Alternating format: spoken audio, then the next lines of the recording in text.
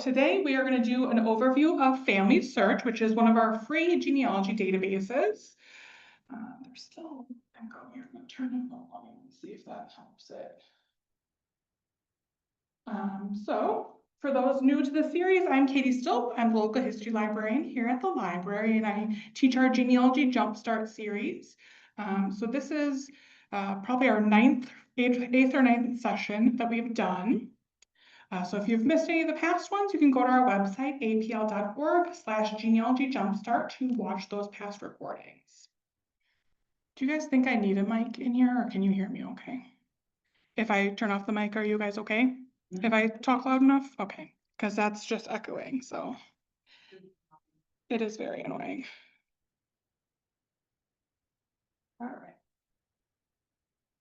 All right, so what is FamilySearch? FamilySearch is the largest free genealogy website with record collections from all over the world.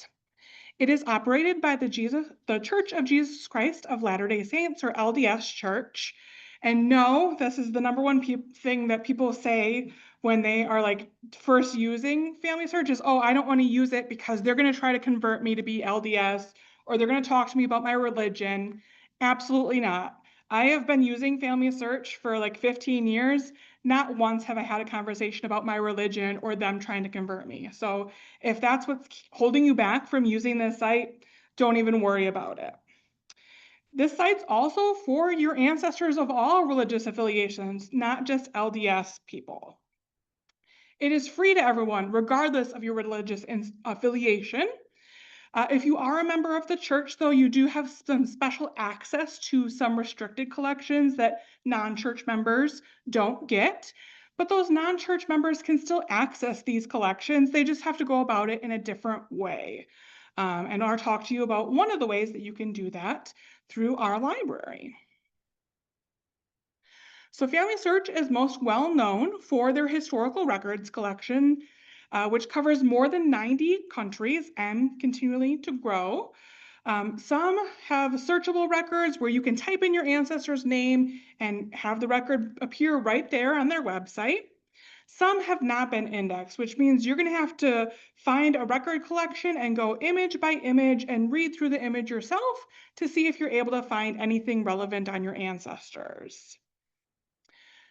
We did about an hour-long session all about searching in FamilySearch earlier this year.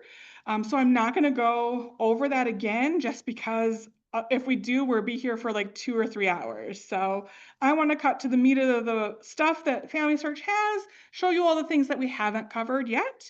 But if you did miss that searching in FamilySearch presentation where I talked to you about all the various ways that you find those historical records, including those unindexed ones, there's a YouTube channel through the library where we have that recording. So you can go to that apl.org/genealogyjumpstart website I mentioned at the beginning. This is where you can find all of our upcoming sessions, our past sessions, and then there's also handouts and video links here. So you can access those handouts and click on the video link to be brought to that video to watch later. So just quickly, you might be wondering, how do you access FamilySearch? Well, you can access their website anywhere. So they have millions of free record collections and millions of digitized books available right from your house or wherever you have an internet connection. But there is a small subset of some of their collections and the books that they have that are restricted for at-home access.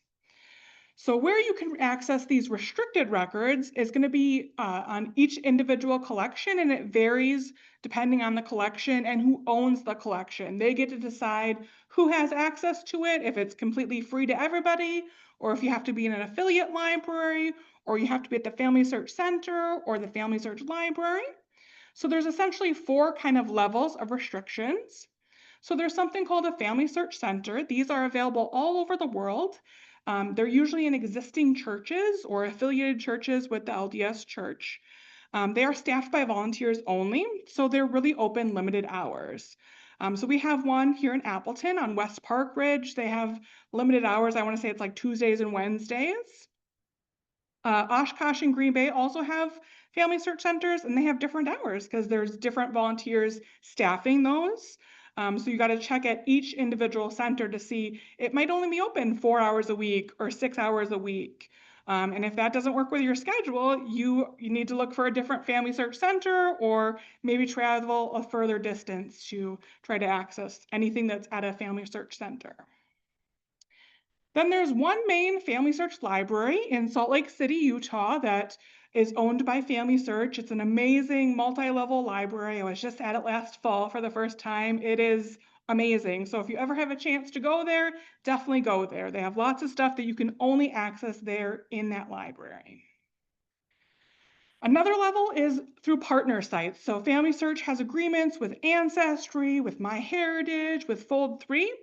These are all sites that require a subscription, but what happens is they're listed indexed to a specific collection that they have that index just on Family Search, and then in order to view that actual record, you have to use one of the partner sites and have that subscription through that partner site.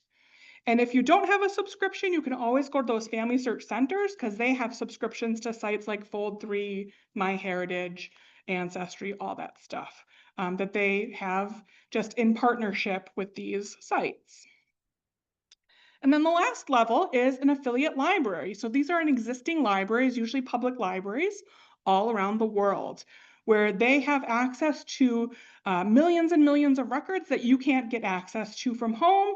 But in the walls of the library, when you're on our Wi-Fi, you would get access to these records. So we here at Appleton Public Library are an affiliate library. We've been an affiliate library for quite a few years now. So this means we can have access to those collections.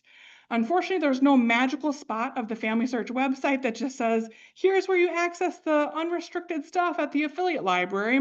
You just have to kind of know what collections are unrestricted here. So what you can do, if you don't live in Appleton or you want to find other affiliate libraries or find Family Search Center, there's this little pin icon in the upper right corner of the Family Search website. You can always click on that to search whatever city or zip code you would like to, or say you're going on a trip and you want to see if they have a Family Search Center near there. You can type in whatever zip code or city you'd want to show you the closest one, and then it would show you the hours. But to determine if the collection that you want is available here, you need to look at the different icons when you're searching on Family Search.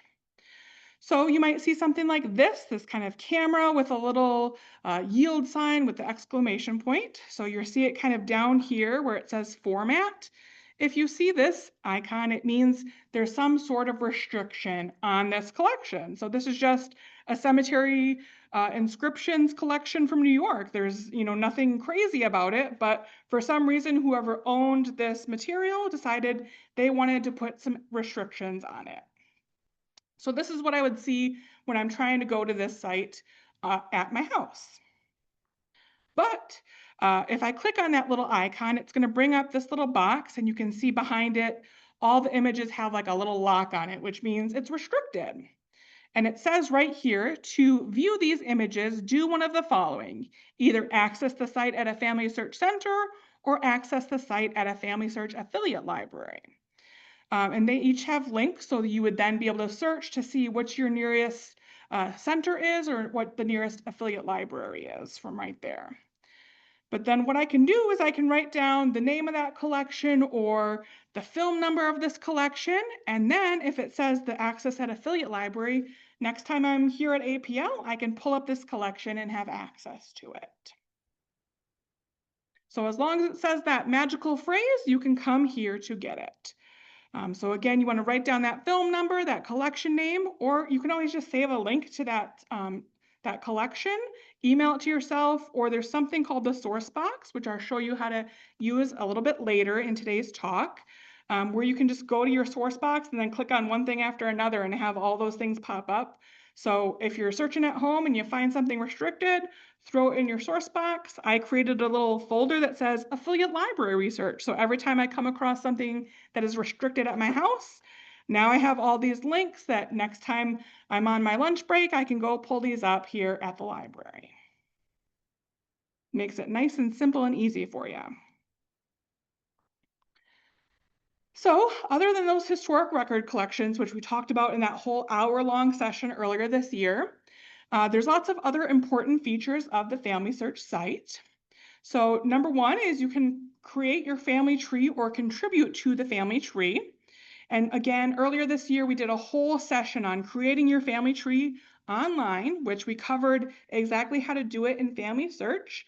So you can see that recording that's on the Genealogy Jumpstart website in order to see that 20 or 30 minutes that we talked specifically about Family Search's family tree. So that we're not, here for 3 hours today talking all about it.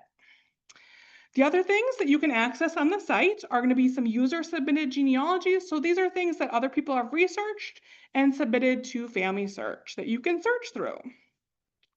They've also got a great digital library where they've digitized lots of books or maps, things like that. Again, we covered that in our Searching in Family Search presentation that you can go watch that little section about that. The Family Search Wiki, I think I've talked about it every single time we've had a presentation.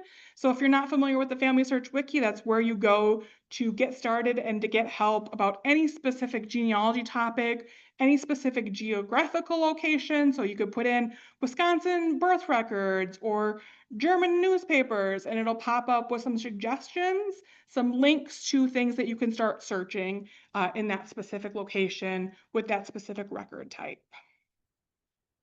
The catalog, just like a library catalog, they have that at Family Search where you can search a specific keyword, a specific subject, a specific name, and see what materials they might have related to that. Again, we covered it super in depth in the Searching and Family Search presentation, so you can go watch that back as well. We will cover memories. We're going to cover their Get Involved area, which is where you have some volunteer projects that you can complete. And then they have lots of fun activities that you can also do with your Family Search information and with your family tree that we'll talk about today. The first thing you need to do, though, if you're a new user to Family Search, is you need to create an account. It's completely free to do. But the reason why you want to do this is because you're not going to be able to use the site as effectively if you stay signed out or if you don't log into your account or create an account. So kind of the 2 or 3 main reasons that you want to do this is that source box, which I just briefly talked about a second ago, but I'll talk a little bit more about in a few minutes. That allows you to save these records that you can access later, or maybe it's something like, hey, it's those unindexed records and you've only gotten through 50 pages and you had to pause because you have something else going on, but you want to go back and look at the remainder of the pages in there. You can save that to your source box and leave a little note for yourself, like this is where I left off on that research. So now I can go back to my source box, pull it up really easy without having to remember where it is. Or again, you can use it to pull up things at an affiliate library or the Family Search Library or Family Search Center. The other big reason is the family tree. So you can't do anything with the family tree. You can't view things, you can't add things or edit things in the family tree unless you have a Family Search account, because they want to keep track of who's making changes in the family tree and not just anonymous people doing these changes.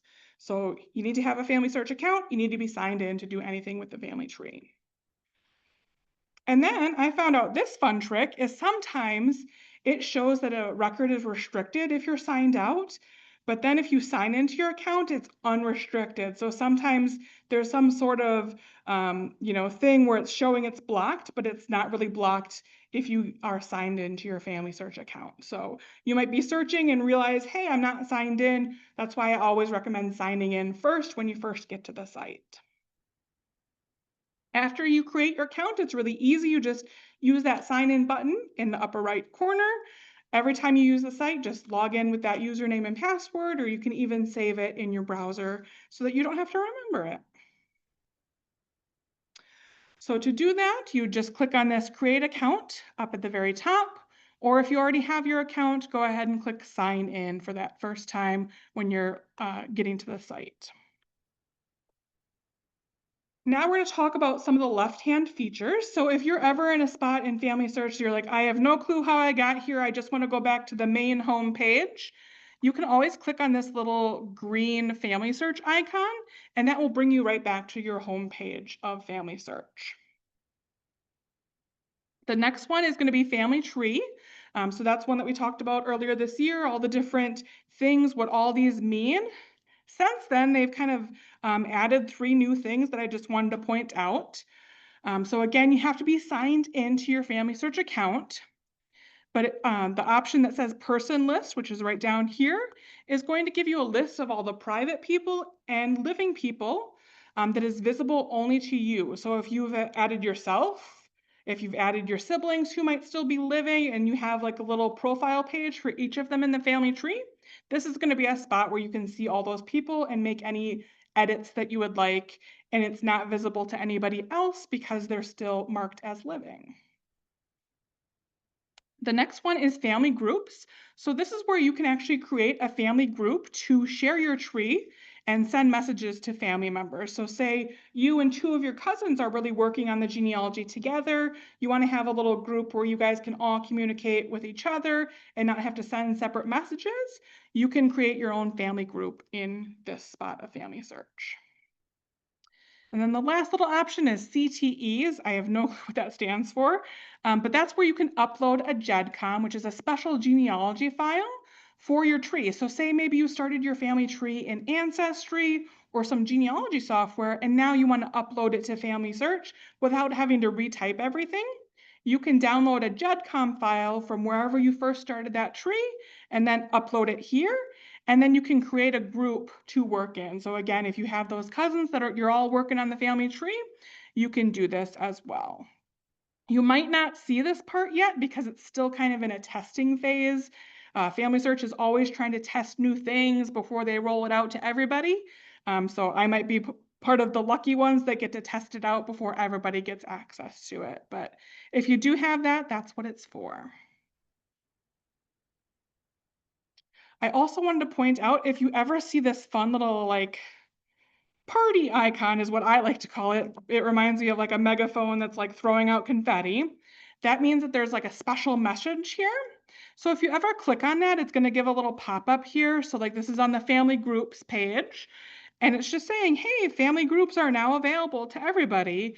And this is our announcement on this. And it will tell you a little bit more about this feature of the site and walk you through how to start using it if you've never used it before. So always look for those little fun icons to get the latest news and more information about using that spot of the site. Moving along to search. So again, we covered these first few ones in our other sessions, but now we're going to dive into the genealogies part. So this is where you would start searching for genealogies that other people have already submitted on Family Search. So these are going to be really large directories of family trees, different lineages that maybe some special projects or organizations have contributed to, or other sorts of histories that people have submitted to Family Search.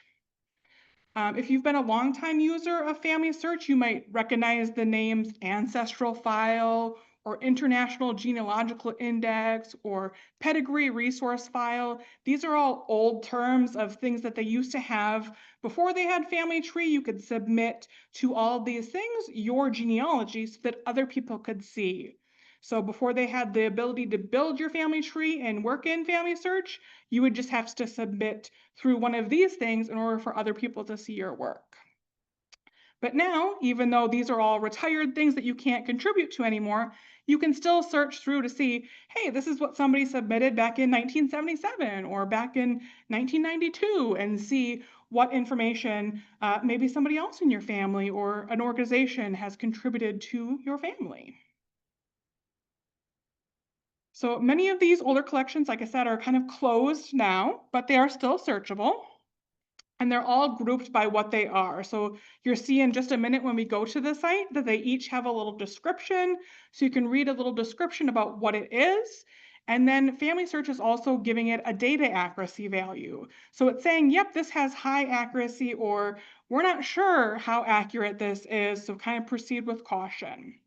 Even if it says high accuracy, we're pretty sure this stuff's really accurate, you still want to find actual records and actual proof of anything that you find in here to confirm that information found in these genealogies. There's also a new feature coming up where you can soon upload those GEDCOM files, like I just showed you that CTE spot that not everybody has the access to it yet, but pretty soon everybody will have access to it. And again, that GEDCOM is that kind of special genealogical data file that you can download from genealogy software or from a different genealogy website. So quickly, I'm going to show you a little demo of how to search the genealogies in FamilySearch. So first, we're going to make sure to sign in so that we make sure to get all of our information and not have any restrictions. And then you go down to that search and click on genealogies, and that will bring you here.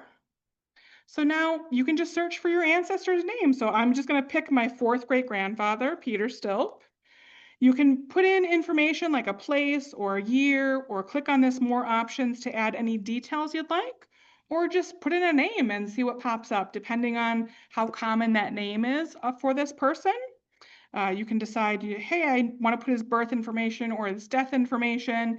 And each time you click one of these, it's going to pop up a box for you. So you don't have to fill that in, but if it's somebody with a more common name, to get relevant results, you're going to want to fill in some more details.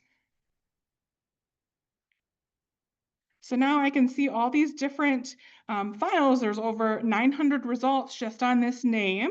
So I can kind of see like a little snapshot to see, oh, does this match with what I know about this person, that they died in Wisconsin, they were buried in or born in Germany? Yes, no, it makes sense. No, it doesn't make sense. And then I can just click on it to be brought into that person's genealogy and see all the information that they have submitted for this. If you click on show more detail, it sometimes will have who it was submitted by. So sometimes if it's somebody who's still an active user of FamilySearch, you might be able to click on them and contact them, or it might list their email address. Sometimes not. You just really, again, these could be from the 60s, the 70s, the 50s. We don't know when all of these were uploaded. So you just never know. But you can see there's like a lot of people in this little spot of the family tree that they submitted. So it's a lot of work to go through all of this. But you can continue on to see all the different results and click on each one that sounds interesting to you. And then going back to that genealogies tab, I wanted to show you, this is what I mean by the different descriptions and how it says what the data accuracy is. So this one, it says the community tree is, we think it's really highly accurate. Well, I still would approach it with a grain of salt. You just never know how detailed those researchers who are submitting here are going to be. You can see there's lots of other things like oral genealogies, computer-generated trees, different things like My Trees is a site that closed down a few years ago that people migrated their data over here. And then you can see some of these, we don't know the data accuracy of it. So regardless of what it says, you just want to continue to find any proof of anything you find in this spot of the site.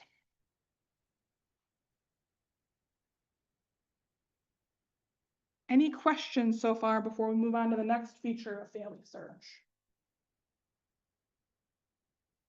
Okay, in that genealogy area that we just jumped out of, Mhm. say there's one that I look at, sounds interesting, I'm gonna open it up and. Yep. Could there possibly be attachments on that would confirm that it's probably? So I think all the ones I've seen in there don't have attachments, but I haven't personally played around too much with it. I've looked at some things to kind of get some hints and stuff, but I think if there would be any sort of attachments, like it would show, I think it's kind of like almost showing you like a built family tree like this. But like I would think if there's like a photo or something attached, I mean, since these are probably like GEDCOM files, which is like more like just data and not like images or things like that, they're not going to be in here, unfortunately. But sometimes you can see like, okay, I can see the name of this person who supplied this. Or again, sometimes you can see that user name or something here. It says it's before 2003. Well, maybe I can look at like a phone book and see if I can find this person, or contact them, see if they have a Facebook page or something that if they're still living, maybe a way I can connect with them to see if they have like family photos or other documents that they can share with me. So then, could I assume that those that they say are highly accurate as far as they know, probably the information came from certain sources and not people? Yeah, so we don't know where their sources are, or what their sources are. Like if we click on this, it doesn't say where they got the source for this birth or for this death, unfortunately. So we have no clue. Did they make it up and type it in there, or did they see the actual death record, or what source did they use? If you're looking for more something like what source and like seeing what sources there are, that's where you can look in the family tree. So these are, people actively who are researching right now currently. So you could still go to the family tree area, search the same person, click on search and see if you get a profile for this person. So I'll probably have to maybe throw some data in here to find a better search, better match, but here he's the same person, so it's out of the genealogies area, but this is in the family tree area.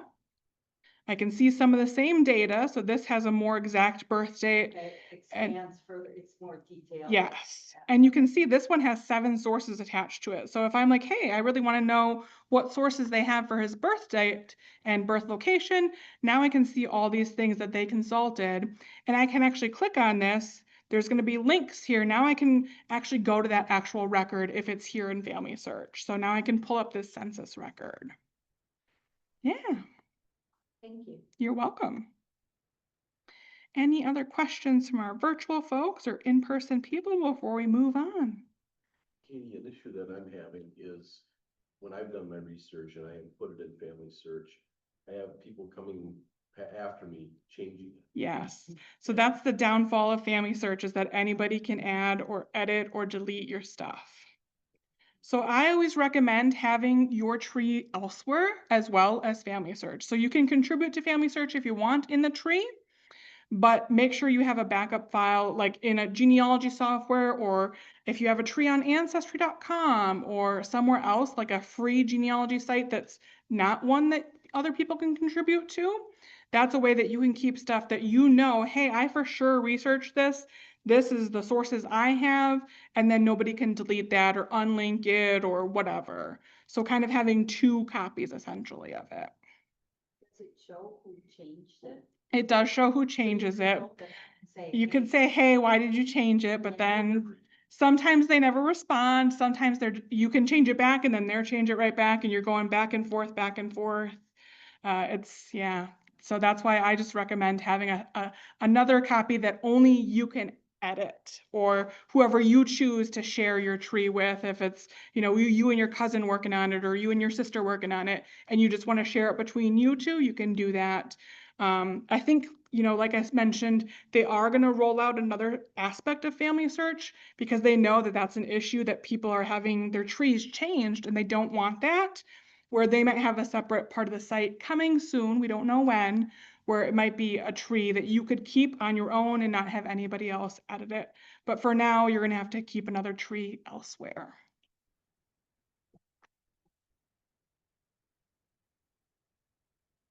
All right. Next up, we're going to talk about memories. So this is a spot of the site where you can add stuff on your ancestors. So you're asking about like family photos or documents or things that you have that you want to share with other people who are also researching your ancestors. This is the spot where you want to go. So when you click on that memories tab, you're going to get a couple different options. And I'll talk through those in just a second.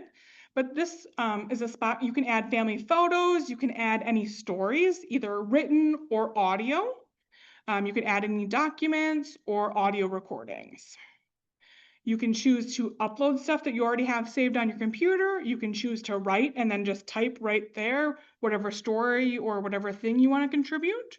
Or you can actually press a record button and it will use your computer's microphone, and then you can just say, hey, here's the story of how my great grandma used to make me banana nut bread. And I can talk for 5, 10, 15 minutes about it if I wanted to. So in the upload section, you can actually upload as many as 10 things at a time.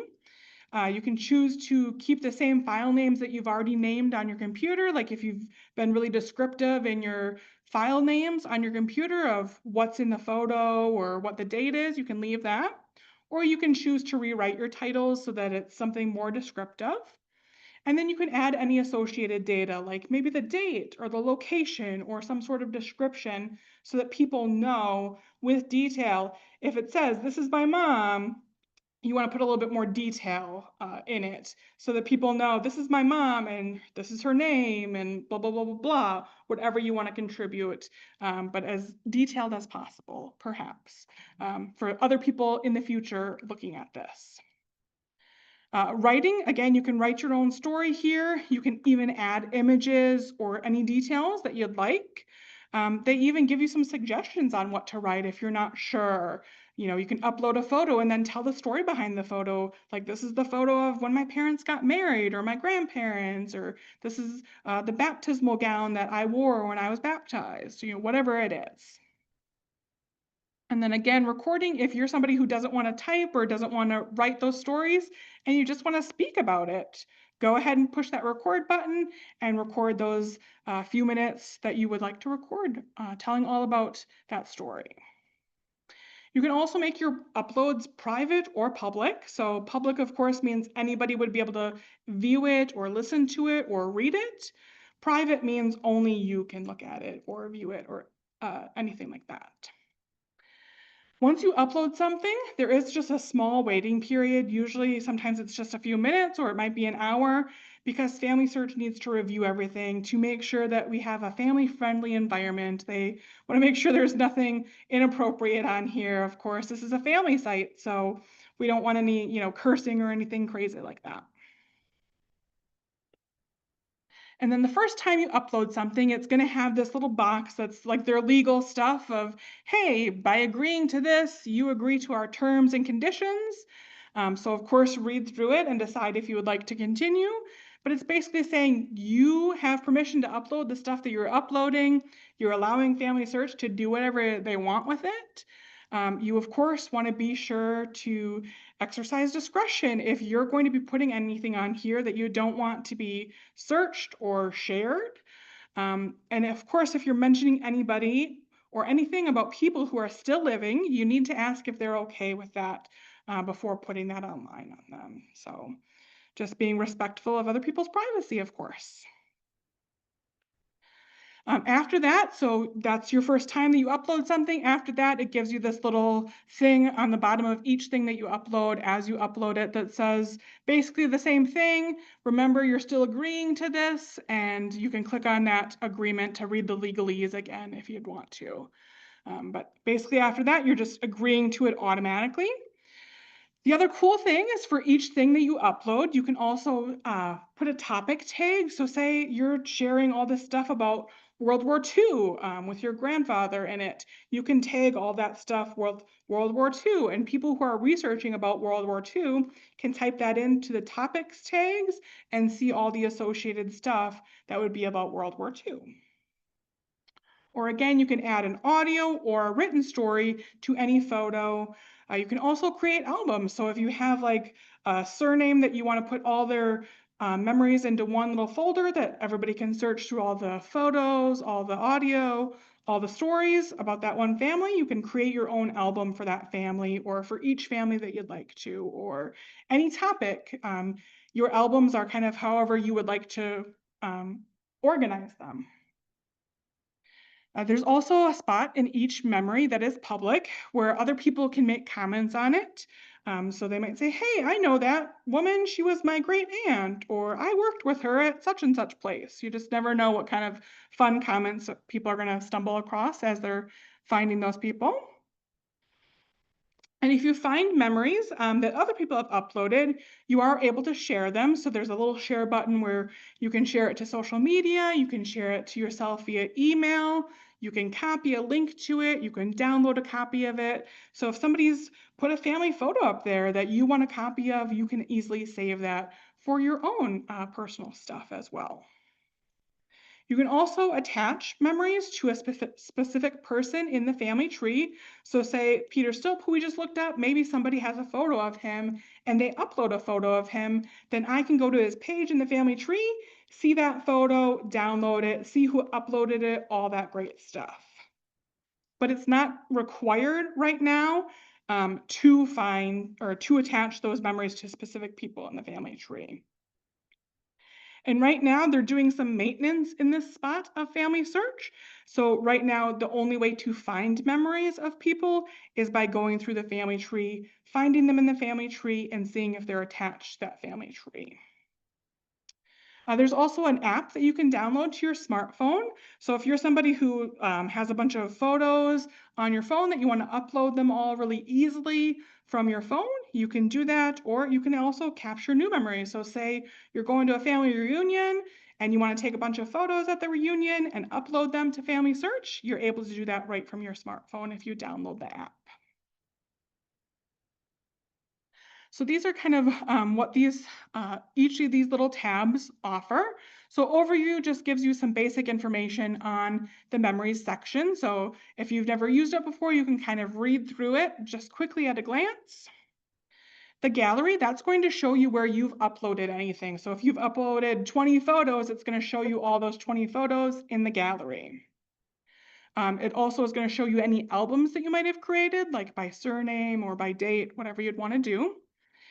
These next two tabs are the ones that are unavailable right now. So hopefully FamilySearch will be bringing this back, or some other kind of iteration of it where you can see all the people that you have memories attached to and find, which is where you'd be able to search for memories that other people have uploaded. But for right now, I'll show you in just a minute, it's not working. And it hasn't worked for a few months. But it And did then at one time. it did at one time and it was amazing. So again, hopefully they're gonna bring it back, or I don't know if it's just temporary maintenance. I know I've checked like about a month or 6 weeks ago and it wasn't working. So not sure when it'll start working again. Family feed is the last little section. This brings you to kind of like a social media style page where you can see kind of like, hey, so-and-so uploaded a memory about my great aunt, or so-and-so uploaded this photo of my third great grandfather, or wrote a story about so-and-so. But if you don't follow anyone, it doesn't give you anything in this spot. It just kind of says, hey, there's nothing here. You should write a story and tell us something about such and such a person, or tell us about your first job, or it'll kind of give you some prompts to start you thinking of writing your stories. So quickly, I'll show you this section of the site. So again, you want to make sure you're signed in. If we click on gallery, you can see I have no memories in here right now. This is just a staff created account that I created to keep my stuff private, because on my personal FamilySearch, I have lots of photos of people that I've added. But I can show you quickly, this is how you just easily add memories. So again, you get those three options to either upload something, to write something, or record something. So say I want to upload a photo. Again, we're going to get that big legalese the first time we do it. Yep, I'm agreeing to it. Everything is great. And now I can select or drag and drop up to 10 files. And again, this is where it says, hey, I can use the same file name, or you can uncheck it and then it'll say, what do you want to name each file? So I can go to my photos area on my computer and hey, I want to upload this photo of me. So now it's going to show me a preview of the photo and I can add a title. It's going to be my name. And I'm going to write a little description. This is Katie Stilp.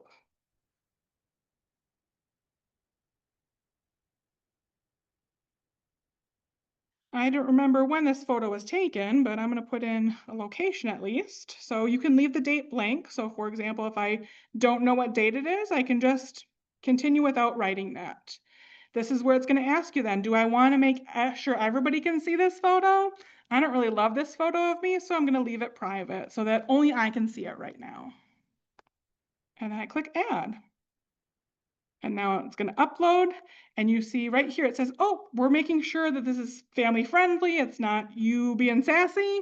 So it's going to take a few minutes before it shows up in my gallery.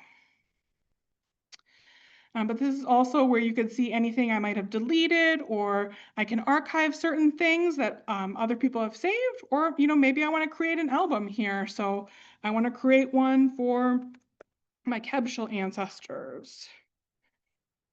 And I can write a little description. These are all photos of my Kebshel ancestors, if I want to. And now every time I find a photo related to them, I can save it right in that album so I can see all 50 photos or all 100 photos that I'm going to save. So again, there's this people spot and it says, hey, temporary unavailable. So we're exploring the best way to bring this experience back in the future. If you'd enjoy using this feature, let us know in the community. So there's a spot in the community where you can say, yeah, I loved this. I loved being able to search for people to find photos of my ancestors, if you'd like to do that. Same with the find. It's saying, hey, are you looking for that spot of the site? Unavailable, unfortunately. So it was a cool feature of the site. And as it says, they're exploring ways to hopefully bring it back.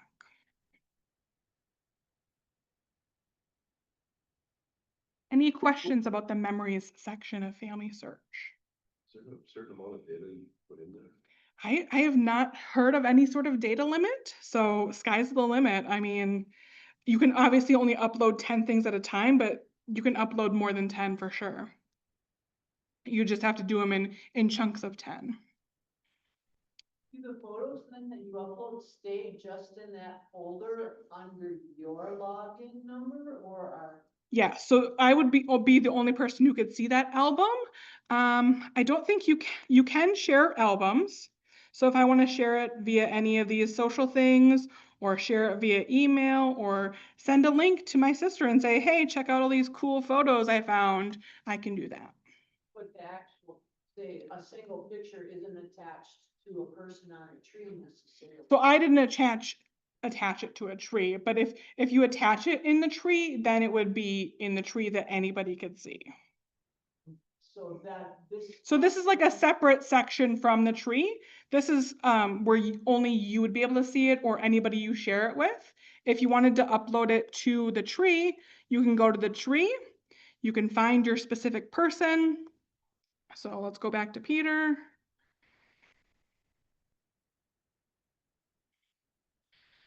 These are all different ones, but that's okay.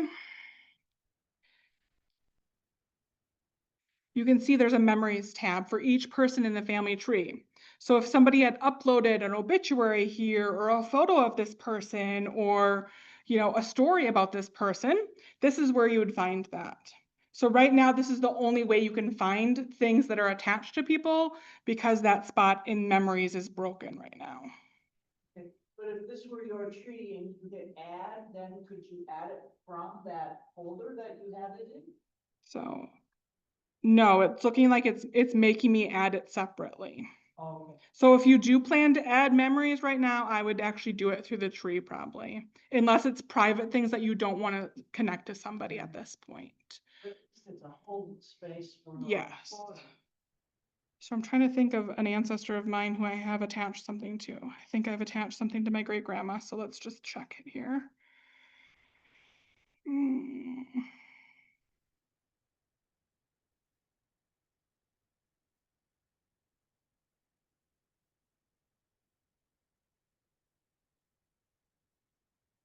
I have, so I can see memories right here.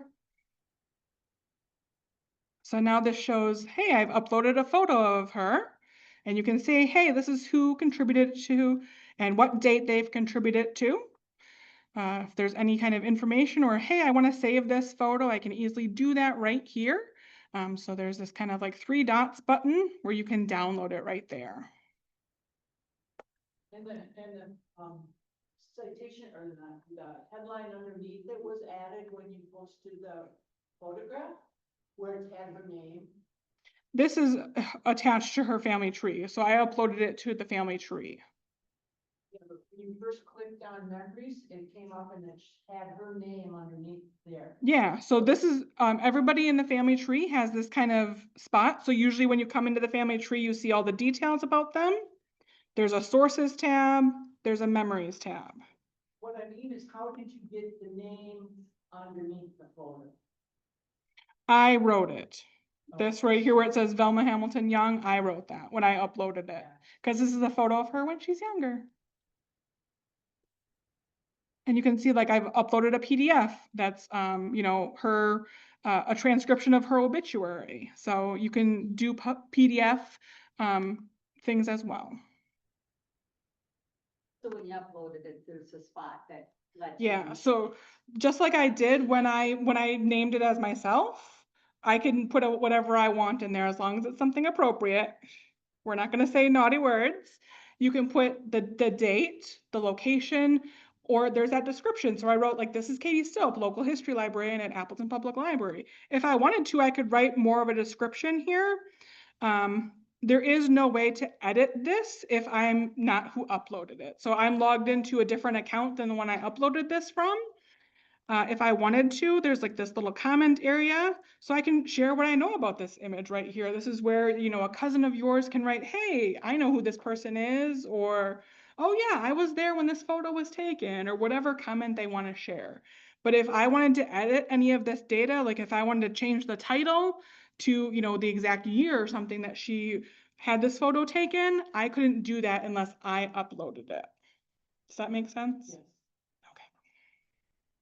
So maybe having an obituary attached would help with people from changing the stuff up. Yes, so, you know, you can upload whatever you kind of want as long as it's not violating copyright. Of course, if you're uploading things like an obituary, make sure you're writing a proper citation of where you got it from so that you're not being hit like, hey, you're violating copyright. Of course, you know, making sure if there's any living people in any photos, like if it's a family photo and there's still 2 or 3 people who are living in it, you might not want to upload it until you talk to them, because if they see it on FamilySearch, they might say, hey, why am I in that photo? I don't like that photo of me, take it down. So, any questions again about memories before we move on to the next section? Online folks, once you upload a picture or create a document, is there a way that the originator can remove or edit the submission? Can the owner change the item? Yes. So if we go back to the memories spot, we go to the gallery. That photo of me is now available. So FamilySearch said, yep, it's family friendly, we can keep it. So I can click on this if I want to, and I can click edit. So say I want to write something else, or hey, I remember what date it was, let me add that, or change the description, change the title, whatever I want to. I can make any changes I want to, and then upload it again. Oh, I forgot my period. Let me add my period there and click submit. And now it has those changes in here. So now it's got that period in there again. And I can even add audio. Like if I want to click add audio, I can start recording a little like, hey, this was when I was local history librarian and la, la, la, la, and then have that whole audio recording be there. You can also write a story. So I can add to the story and I can say, I remember when I was a librarian, and whatever I want to type in there, I can write. And it would be kind of an additional thing to add to this photo. And it says, not sure what to write? Well, it's giving you some kind of prompts. If it has anything relevant to do with this photo, doesn't sound like it, but it might give you some ideas of what you can write about. How do you delete it? If I wanted to delete it, clicking on the 3 dots, I can click delete. And it says, hey, deleting it's also going to delete any tags, any dates, places, audio. You can recover it for up to 120 days. And I can just click delete. Now it's all gone.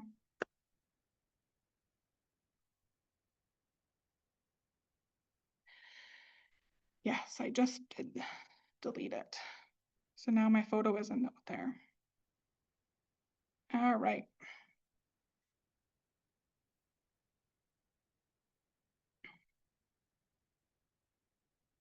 Oops. Oh. All right, so the next section is the get involved section, or kind of where they have some volunteer things that you are able to do if you'd like. So you're able to volunteer your time to help make FamilySearch's genealogy resources more accessible. These are all online-based volunteer projects. It's changed quite a bit in recent years. So originally, this used to be a spot where you could help index things. You would see the image of a record that wasn't yet available for indexing. You would read what you'd see, like the name, the date, the location, all the kinds of little details, and you'd type what you would see. But now indexing is more computer assisted, where they're able to kind of determine with all that fancy technology what the handwriting is saying. So it's basically you are the human that's double checking the computer's work at this point. So it's a lot easier and a lot faster to do these volunteer projects than it was even a few years ago, where you would have to go through a whole collection of draft records and type every little detail that you saw on a draft record in order for other people to be able to search it. So this is something like an example. This is saying, hey, this word that we have highlighted, is that the name Juan? And you can say yes or no, or I can say, I can't really read that well, I'm gonna skip it. And you just kind of go through and keep doing that. You can do it for 5 minutes, 10 minutes, 10 hours, however long you want to do it for.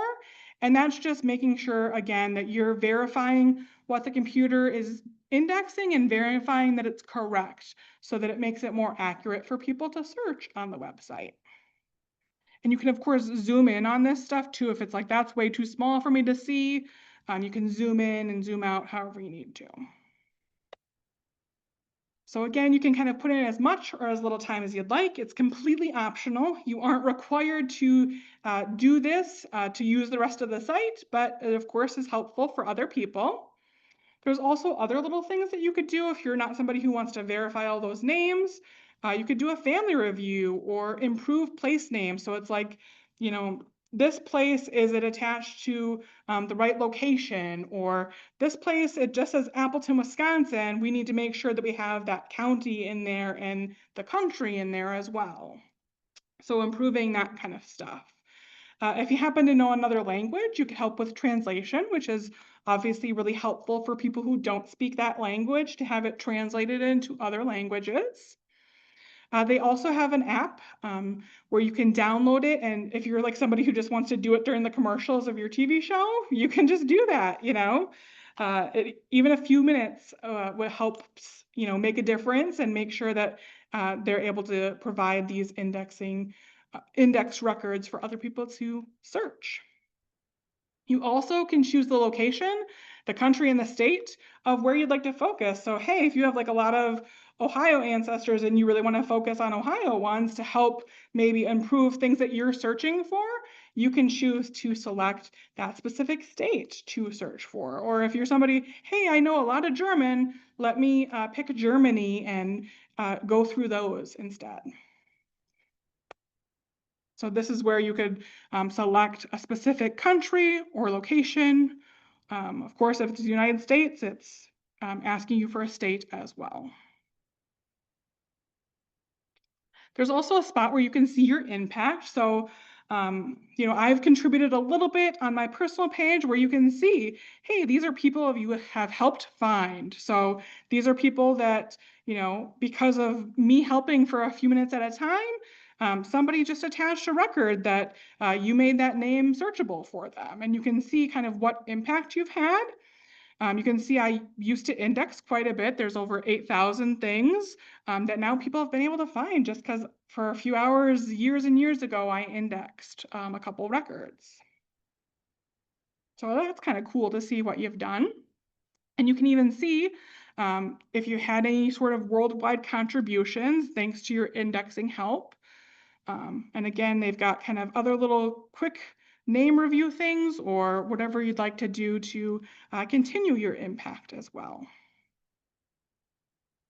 So I'll just show you quickly what that part of the site looks like.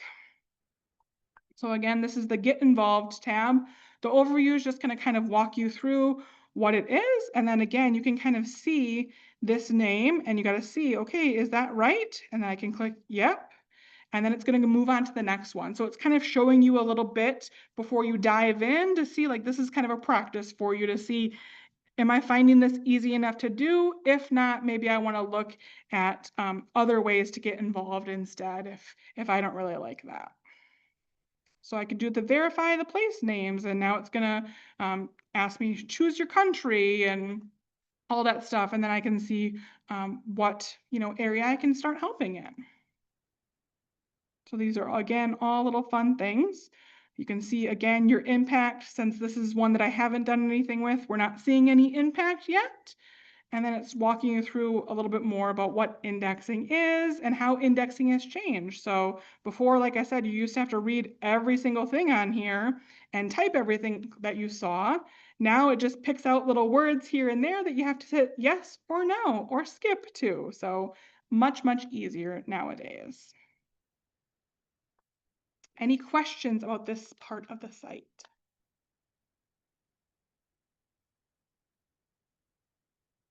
Nope.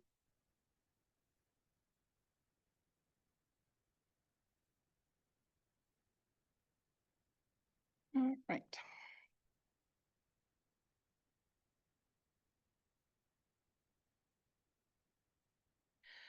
All right, so the last kind of left-handed thing is the activities tab. So this is kind of where they have a lot of fun things that, again, are optional that you could choose to do. So you see there's lots of different options here. So these are a variety of online activities kind of centering around family history, of course, because that's what FamilySearch is all about. They're all optional, all fun things you can choose to do or not do. So you can do things like see if you connect to any famous relatives. You can compare your face, which you have to upload a photo of yourself, to faces of your relatives. And of course, there has to be photos of relatives in your family tree in order to compare them to. You could choose to record a story. You could add your face to fun historical photos, etc., etc. There's even more opportunities other than just these few things. If you click on all activities, it's going to show you every single option of all the fun things that you can do.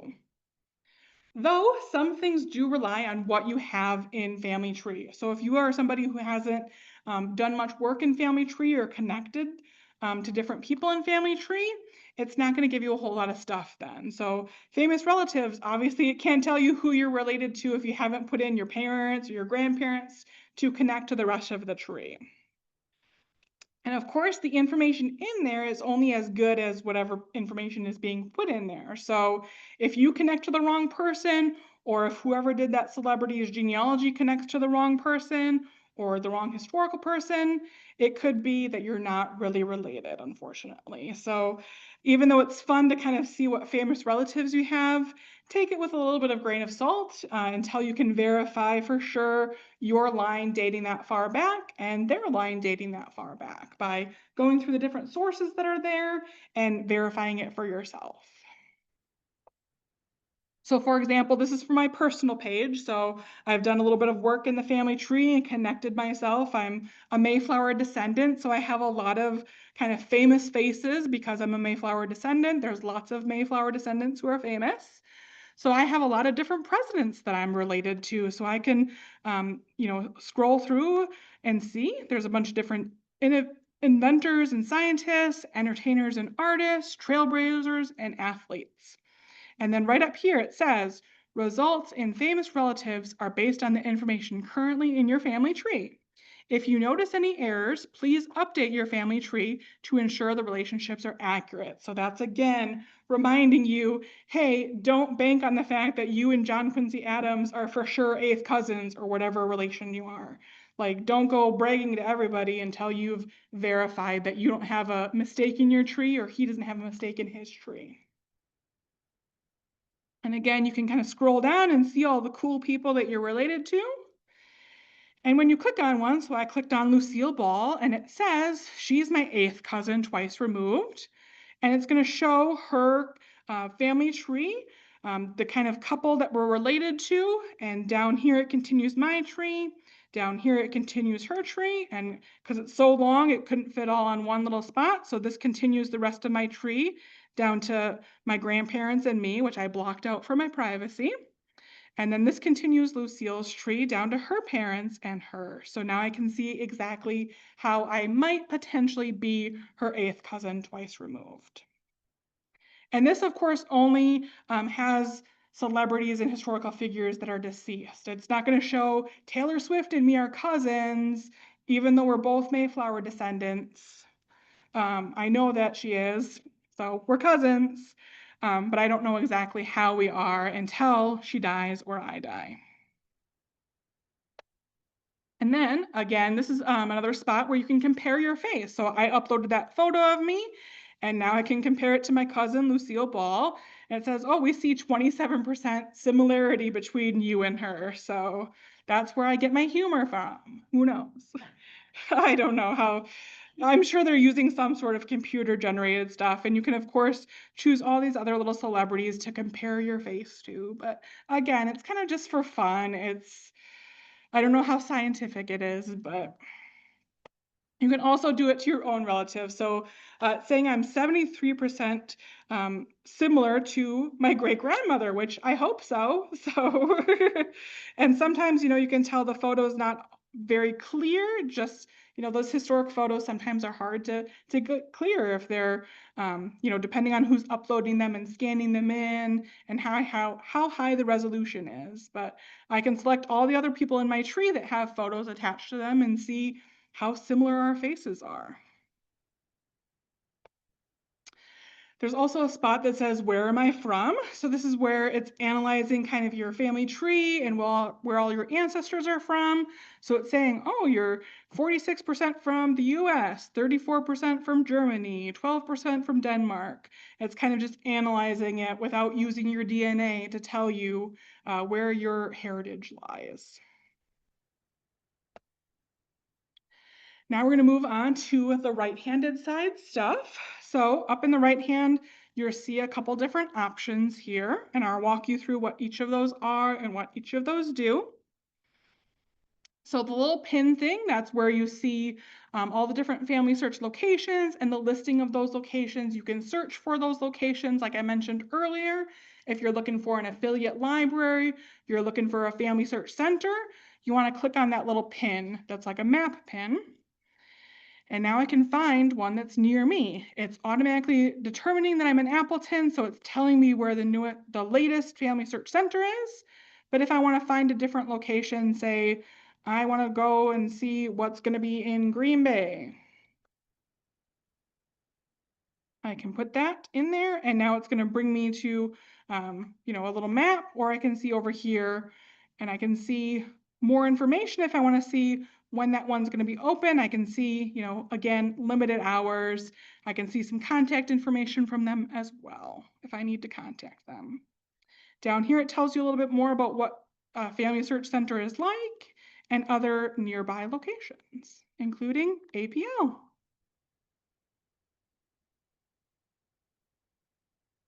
The little globe is the next icon. That's where you can change the language. Of course, it's going to default to English for all of us US-based researchers. But if you're somebody who wants to challenge yourself and move it to Spanish or German or whatever language, go for it.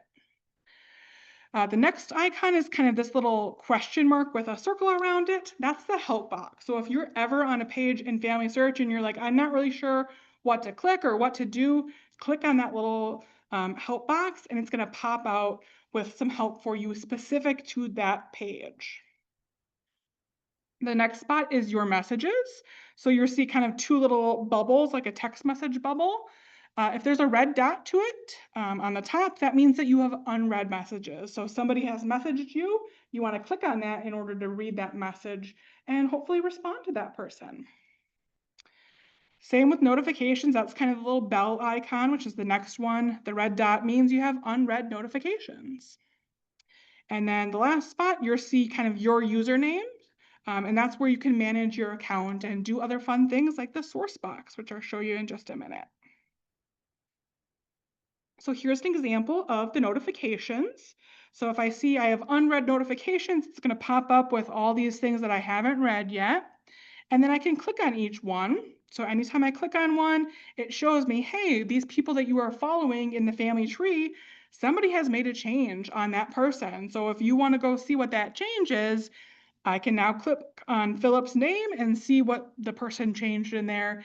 And if I see it's the wrong information, I can, respond to that person or change it back or do whatever I want to do. So, All those changes. so it sends you like a weekly update of if there's any changes to anybody. So it might be the same person doing this. It might be different people. Without clicking on it, I don't know, but. Yeah, so there are people sometimes, if they are working on that person for a while, there might be like, 10 different changes. Yeah, Is it ever something, when you notice that, is it ever something that you've got? not yet, no. I'm really good about not putting something in there until I've really, really verified it. Yeah, yeah. Like I have a fourth great grandfather who they keep connecting with another person of the same name and connecting children that are not his children. And I unconnect it and then 10 days later, somebody else has reconnected these children again. And no matter what I do, it's like, I just give up. I wrote a note in there that says, these are the known children of this guy. This is who this guy is. The other guy, there's another guy with the same name living in Chicago at the same time that he was. Like, they're two different people. So hopefully the people who are researching it as well read that. But if not, I can't be responsible for that. I know what I know and what I've researched and all the sources I have. So again, this is the help box. So it allows you also to search different topics, different articles, and different lessons that they have available. So if you search a specific location, it's going to bring up learning tools for you. So if you want to search Germany in there, it's going to give you videos that are related to researching in Germany. There's also some different links down here. So this help in learning one is going to link you to helpful information on using the site. So if you're somebody who's still pretty new to using the site, that's a great spot for you to learn more other than this hour and a half or whatever I'm going to talk at you for. Contact us is in the bottom left here. That's where you can select your specific region of where you live to find support if you need some help. They also have a spot where you can sign up with a research consultant to have a 20-minute online session. So if you're somebody who's like, gosh, I'm having a real hard time finding a baptismal record for my fourth great grandfather in Germany, and I need somebody to help guide me a little bit, you can sit and talk with somebody who's a research expert for 20 minutes and hopefully get some leads to help you break through that kind of research problem that you have. That is completely free. Yes. That is under Contact Us. Yeah, you'll be able to find a research online consultation.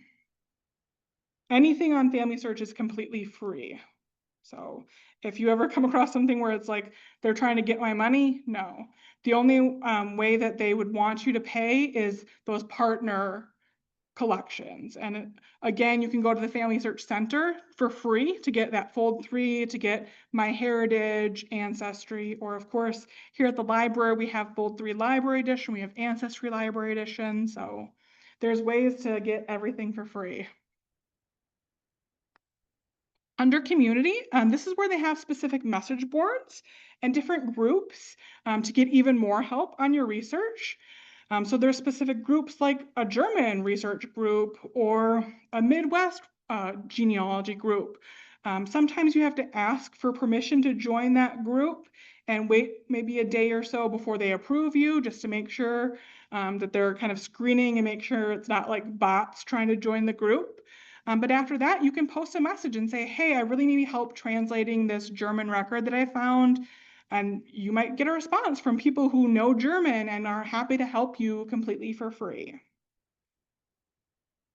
The last little link down here is the helpful resources. So these are more resources for you to help with your research. So they have a research planner or a specific locality guide that will tell you a little bit more about a specific location. So these are all fun things that are under the help section under community. So just quickly, I will show you what that looks like. So again, click on the little question mark, the little help box pops up. I'm going to click on community. And now this brings you into a little extra part of the site. Sometimes it kind of like signs you out almost. So you have to sign in or make sure you're signed in. And now you can see I'm signed in again. They've got a couple different icons in this part of the site because it's technically like an extension of FamilySearch. So you can see I have some unread notification that, oh, these people are messaging me, la la la. So I can ask questions, I can look at different news. The groups area is where I spend the most time. So clicking on those groups and you can see all these different, if you're an adoptee, you can go to an adoption research one and ask for help, or Atlantic states if you're researching there, or all these different Canadian ones, or all this kind of great stuff. Some are even in other languages, as you can see. So you can, feel free to join whatever groups you would like. And again, sometimes you have to ask for permission to join a group. Sometimes you can just click on it and now I can see all the posts without even being involved in this group. But you can see kind of things that people have posted or post your own message as well. So if I want to join it, then I can post in here and say, hey, I really need help with my Russian ancestors. And, the more specific your details are, more specific your questions are, the better people can help you as well.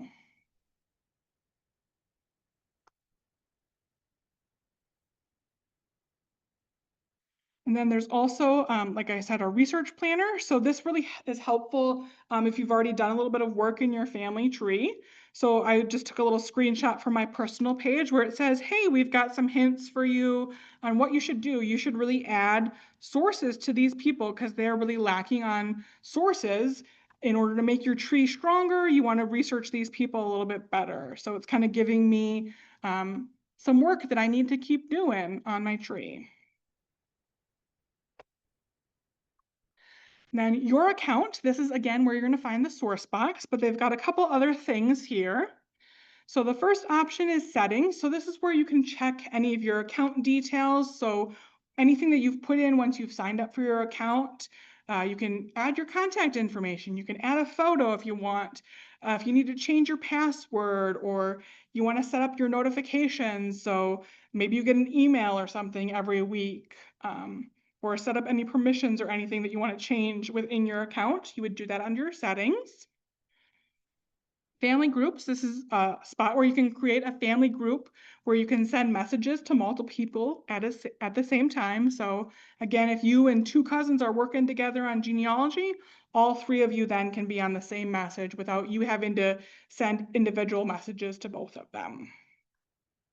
There's a contact spot. So this would be if you add any contacts, so people that you want to correspond with on a regular basis, you can add their contact. And then they're going to be in that list of contacts. So it's kind of like an address book, essentially, of people on FamilySearch that you want to connect with. So you can easily find them there, send them a message that way instead of having to go through and find their name again. Or you can also go to the messages and start typing their name as well. The source box, that's where you would add sources you might want to save. So you can again create folders of research, like research I need to do in an affiliate library. So that way I save everything I find at home that's locked for an affiliate library. Then I can pull up that source box once I'm at the affiliate library and just click on link after link, and it takes 10 minutes instead of me having to search for all those things again and again and again. Again, I also use the source box to save collections I want to do more research in. So, hey, this surname, I have a specific research folder in that I'm still doing that capsule research. Or, hey, I've got a folder for New York where it's like I started going through that New York church book and I had to stop after 15 pages or after 50 pages. I want to go back to it now that I have some more time and skim through the rest of it. So you can save those to your source box. You can also add external sources. So if you find your ancestors page in Find a Grave, you can of course add it to their family tree, but this is also a spot in your source box where you can add that as well.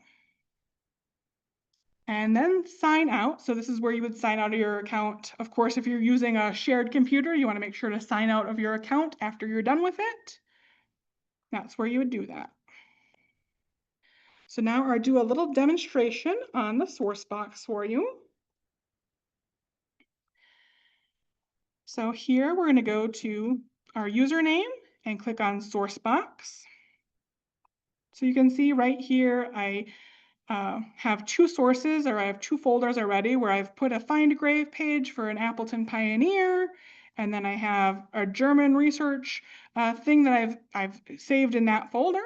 If I want to create any more folders, I just create new folder, and I can put like affiliate library research to do. And click add, and now every time I find something, I can just throw it in that folder. So what I could do is I could create a source. So say I find a grave page. Let's go to find a grave. And let's find an Appleton Pioneer, Alice Conkey. I want to find the one in Wisconsin. Oh, come on, Alice.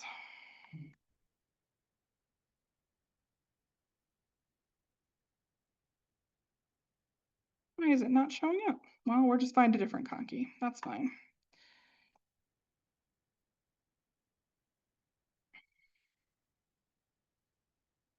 Here, we'll find Alexander instead. So I've got his link right up here. So what I can do is I can copy it, go back to my source thing, and I can put find a grave for Alexander Conkey. And then this is a web page. So I've got the web page right here. If I want to put a citation, I can scroll down here to the citation in Find a Grave, and I can just copy that whole thing, put it in that little box there. I can add any notes like Appleton Pioneer or anything I would want to add, and then I just click save. Now this is in, that folder. If I want to attach it to somebody, this is where I can search for them in the family tree if I want to attach it to him in the family tree. If I want to move it, so say, oh, this is actually in my affiliate library research folder, I want to move it to the Appleton Pioneers one, I just select it, move it. It's gone now. So it's in the Appleton Pioneers spot. Pretty simple. So then what I could do, so say I'm at an affiliate library, I want to pull up these resources, I would literally just click on it. I've got a link right here to that Find a Grave. I've even got a note for myself like, hey, I need to look for my Quant family. Maybe I'll write a more helpful description for myself or the exact name or a page I left off on. So I can click on it, and now I'm brought right to that record, and I can go right here for it. And now I can continue browsing it. So another thing that you can do is I'm going to find a record in the catalog first. So I'm going to search for a specific film number because I wrote down the film number. And I'm going to click search. So this is what I wanted to search for. Say maybe it's restricted at home. I can pull up the stuff here. So maybe I started researching in this and I need to save it to my source box now. They make it very easy right here in the corner. You just click on source box. I can click save to source box. I can choose, do I just want to put it in home where it's kind of uncategorized stuff? Do I want to put it in one of my folders? Do I want to create a new folder? What do I want to do with it? So I can put whatever I want to. It automatically fills in that source title. And now I can put like left off on page 101. So next time I want to do the research in this thing, I can go right to page 102 and start over. So now I just click save. If we go to my source box now, it's going to be in my source box. It's going to be in my source box. It's going to be in my source box. Are you kidding? Maybe I have to refresh. I did something wrong, I guess. Wow, that's embarrassing.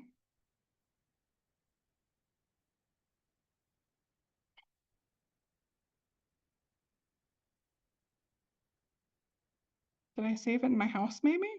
I don't remember. Save.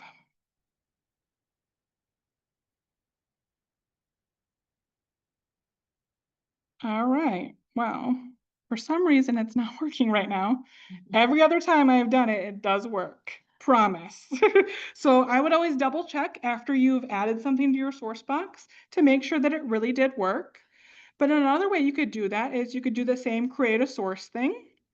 And I could, save this film number if I wanted to, or if I want to go back to this page, I can just click on that link and add it just like I did the find a grave thing, just to be sure that it's actually there, and then leave off my note right here, left off page 101. I do have to add a title though, so what's the title? Early marriages.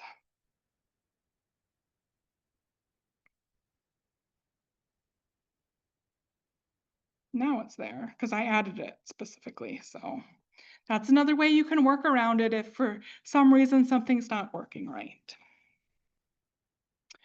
Any questions about any of this stuff up here or using the source box? Got one more little special thing I want to show you guys.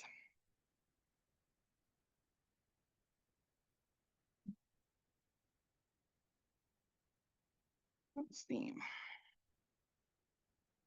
All right.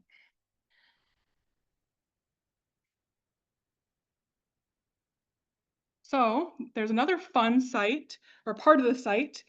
This is where they try out all of the things before they make it available for everybody. So this is a spot of the site called the FamilySearch Labs, or people might call them experiments.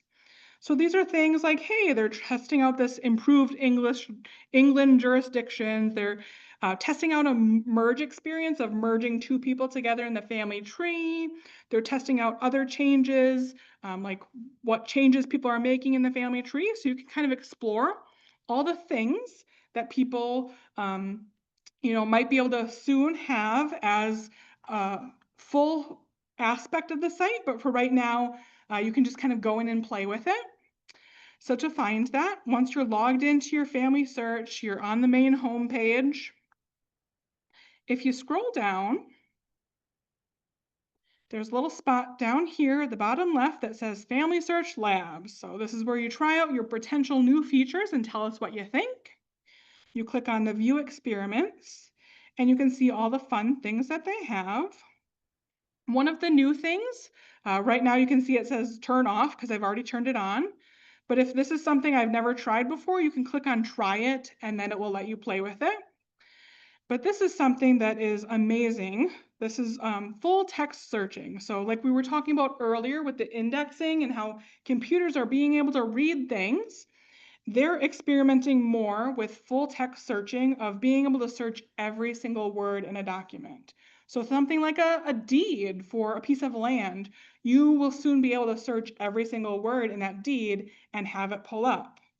So this is a spot of the site where you can play with something like that. You can search a specific keyword or a specific name.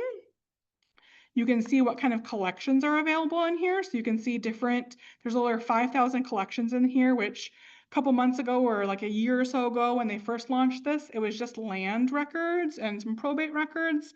Now they've got tons of collections in here that you can search through. So you can just search for your ancestor's name, click on search, and now you can see some of the results. So you kind of get like a little preview here so I can see kind of what it is. It's a probate estate file in Outagamie County. Well, I know my ancestor that I'm looking for was in Outagamie County, so this seems promising. So I can click on it and be brought into this probate file. And now it's highlighting in yellow for me where that name appears. And it even highlights the surname, even if it's not his full name. And so I can see this is actually testimony from his wife speaking about his death. Over here, it's got a little transcript, so you can see it's not completely 100% accurate yet because it's, again, a computer trying to read it. So you might have some errors over here or some symbols and things that it's not quite being able to read properly. But you can still see most of the stuff and kind of compare it to what's listed over here and see it's fairly accurate, which is awesome. So instead of you having to, type all these names or verify all these names, it's a lot easier to find records that are unindexed at this point. The other kind of cool thing that it's been doing is it has this little summarize the document. So this is an AI generated explanation. So it's saying, hey, this is what we think this document's about. Of course, since it's AI generated, you need to read through it, use some common sense and see if it makes sense. So sometimes these legal things it tries to explain a little easier in more layman's terms of what's happening and what this document is trying to say. So of course, take this part with a little bit of a grain of salt and compare to what you can read on here, but it's kind of trying to tell you what this document is about a little bit. So this is a, Documents are all unindexed? these are all unindexed at this point. So there could be thousands and thousands of results, or they've got like land records in here too. It's so hard to find land records that are unindexed. You can just search for the name now and it's awesome. If you do see any edits in here that you want to make, you can click the little pencil icon, make those edits, and then, click on whatever word you need to edit to make it correct. You can also download a transcript of this or copy it. So if you want to just download it, you can do it as a PDF with or without that highlight of your ancestor's name. You can do a JPEG, which is that image file only. You can choose to have that transcriptions and a citation with it as well. So this is an easy way to get all of that great stuff. Just in a couple of clicks to download it right there. Now I can pull it up and there it is. There's the transcript right after and the citation right after that I can just print it or save it in my genealogy files now. So again, this is kind of stuff that they're still testing out yet. This actually, you wouldn't even be able to see from home because you can see the image and the information that was indexed is only available if you're an affiliate library, which we are right now, or if you're in a family search center. So be aware when you're doing this from home, you're not going to get as many results as you would if you're in APL at this time. So come hang out at the library, play with full text search, and be amazed at all the awesome things that you can come and see here at the library. And so again, you can kind of go through, there's like 33 million results. Obviously, you can put in some more details in these boxes to kind of narrow it down. I just did that as a general search just to show you what's available. Something like this, I would also put quotation marks around because I want just that specific name.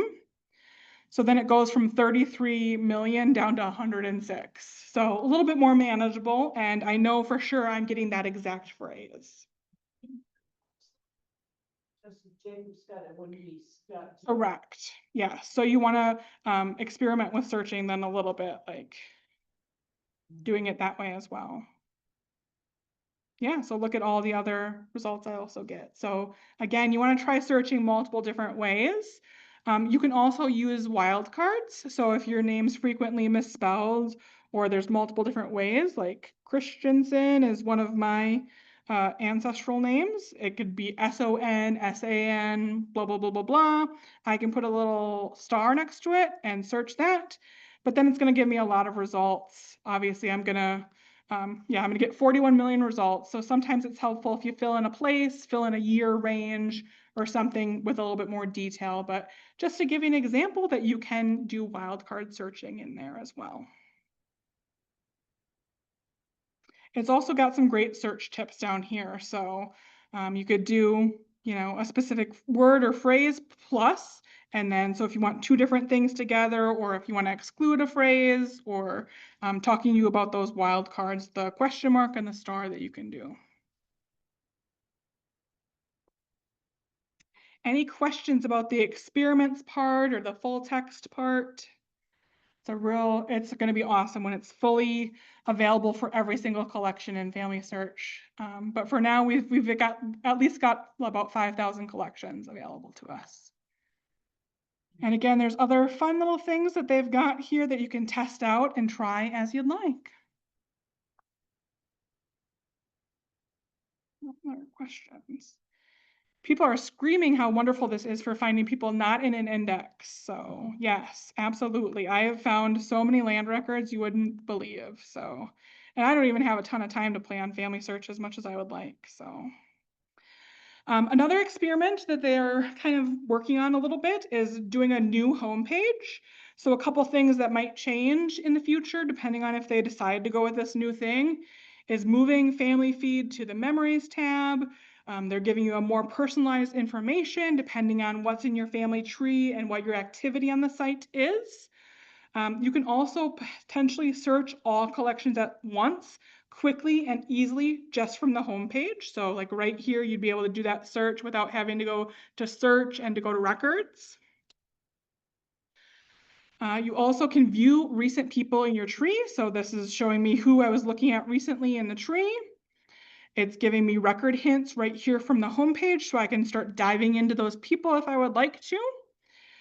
On the new homepage though, right now they don't have a spot for that Family Search Labs or those experiments yet, so to be determined where they're going to throw that. But you can test out the new homepage if you'd like and provide feedback on it in the community where you can do those messages on those message boards if you'd like. We've got a great book on Family Search. It is a few years old already at this point, because as soon as they publish a new book, they change something on the site. But this still is a really helpful overview of using the site, going really in depth with some screenshots. The screenshots, of course, are outdated, but a lot of the great content is still the same and things still work the same. They also have lots of tips and tricks on using the site as best as you can and most effectively. So for you people in person, I do have a copy of it on the table up here if you'd like to be the one to check it out. We do only have one copy at this point, but it is a great book, so I highly recommend it. Again, we've got that genealogy jumpstart page where you can look at those past handouts, past recordings that feature Family Search. So again, the searching in Family Search, a whole hour just about searching in Family Search. Got the handout and the video. The next session about creating your family tree dives into using the family tree in Family Search a lot. Again, that handout and that video right there for you. They've also got some really helpful learning tools in Family Search. So they have monthly classes, monthly webinars that teach you more how to use Family Search. So you can get to it either through the wiki, which is one of the links in your handout. If it's going to load for me. So every month they have different webinars, so you can see kind of what they have coming up. You can link to it on YouTube if it's already happened and is already recorded, or you can see, these are all older ones at this point, but you can see all the different links to it. They've also got a spot in their learning center where you can then get to the learning resources where they have more monthly webinars. They've also got Roots Tech, which is a yearly conference that Family Search puts on every March, where you can watch past videos. So they're short little snippets, usually like 15, 20 minutes, that would be about a specific topic, like German baptismal records or US naturalization or whatever you want to search in. You can search those keywords and find past videos for that as well. So again, here are some upcoming cool things that they have coming up, some live webinars they've got. You can see what month is coming up and it'll tell you we've got these kind of things on these dates, and you just go here to view that live webinar then.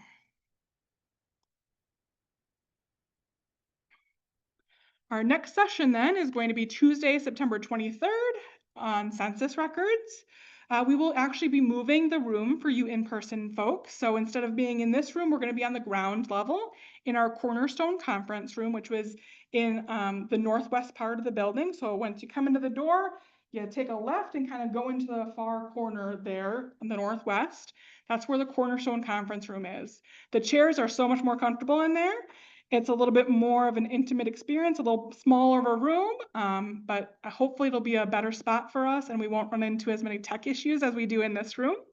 So remember to join us down there on the 23rd. In the meantime, we've also got our next Find Your Ancestors session on Saturday, September 13th at 2 p.m.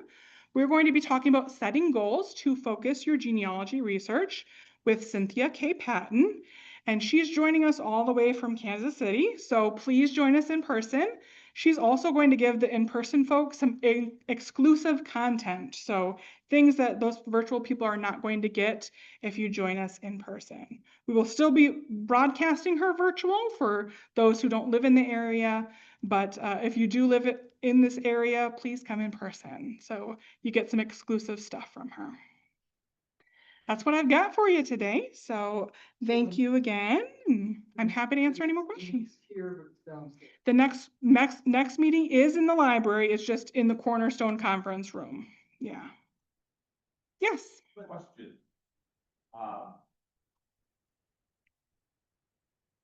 Newspapers. Newspapers, yes. Especially for poets. Yes. Is there a way using FamilySearch to bypass the newspapers.com